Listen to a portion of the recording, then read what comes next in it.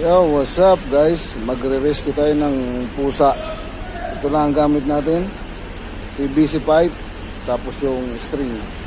Sushoot natin yung ulo doon.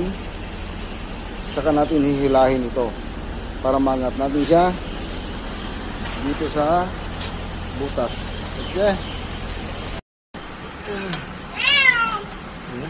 Is bindi.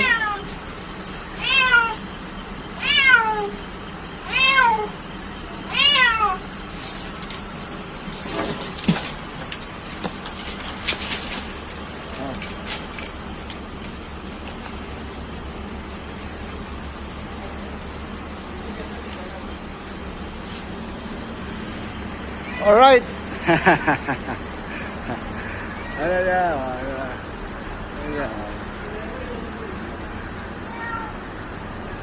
Buhay ka na.